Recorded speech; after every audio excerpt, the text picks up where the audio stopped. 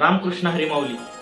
आज पंढरीची वारी म्हटलं की हजारो नाही, लाखो नाही, तर करोडोच्या संख्येनं भाविक भक्त फक्त महाराष्ट्रातूनच नाही तर संपूर्ण भारत देशाच्या कान्याकोपऱ्यातून पंढरीच्या वारी करता, पांडुरंगाच्या भेटी करता पंढरीला जातात.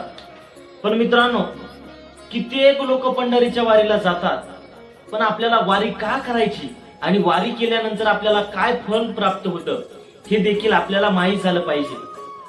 कारण आपल्याला शास्त्र सांगतं की कुठलंही कर्म त्याचं आपल्याला फळ, कुठलंही कर्म केल्यानंतर त्याचं आपल्याला फळ काय प्राप्त होतंय हे आपल्याला माहीत नसल्याशिवाय कुठलंही कर्म करू नये.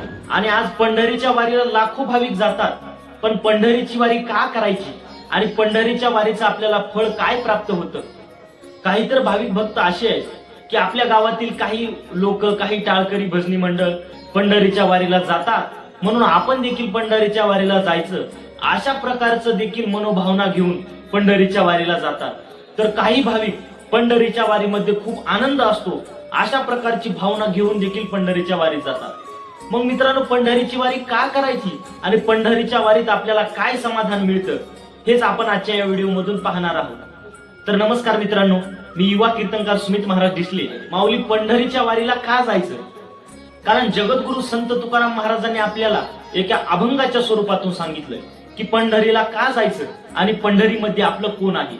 जगद्गुरु संत तुकाराम महाराज सांगतात की पंढरीशी जारे आल्यानु संसारा, दिनाचा सोयरा पांडुरंग, वाट पाहे उभा भेटीची आवडी, कृपाळू तातडी उतावेळ.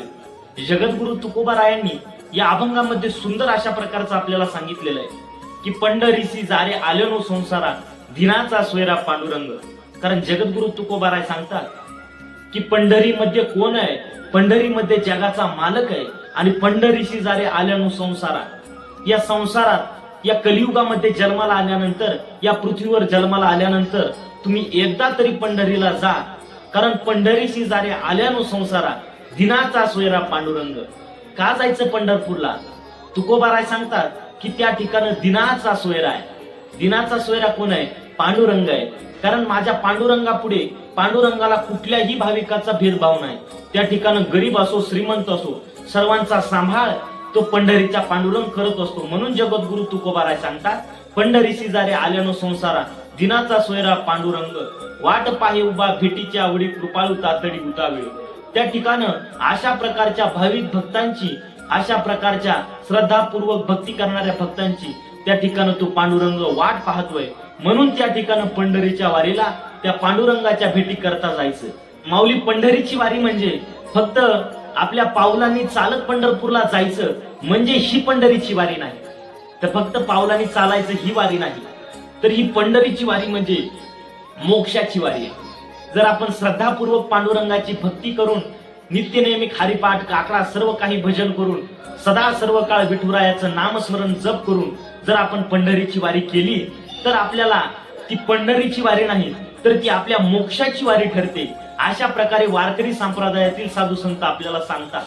माऊली, अनेक भक्त तर पांडुरंगाची पंढरीची वारी करतात, पण पंढरीची वारी कधी सफल होते?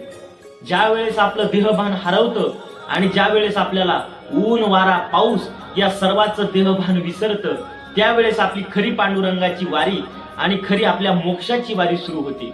माऊली, पंढरीची वारी म्हणजे पावलं थकतात आणि मन रमतं पांडुरंगाच्या भजनात.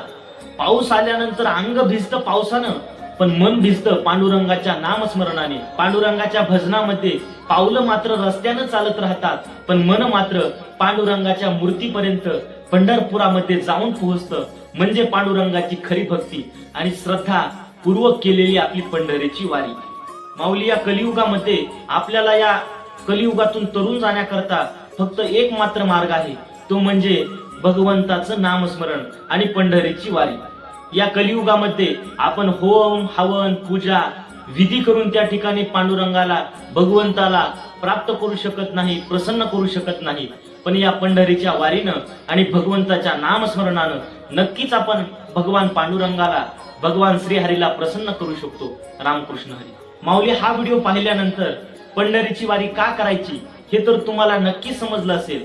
पण तुम्ही जर तुमच्या आयुष्यामध्ये कधी पंढरीच्या वारीला गेला असाल तर तुमचा अनुभव कमेंट बॉक्स मध्ये नक्की सांगा, जेणेकरून तुमचा अनुभव ऐकून अनेक लोकांना, अनेक वारकरी भक्तांना प्रेरणा मिळेल. अशाच प्रकारचे नवनवीन व्हिडिओ पाहण्याकरता आपल्या चॅनलला नक्की सबस्क्राईब करा.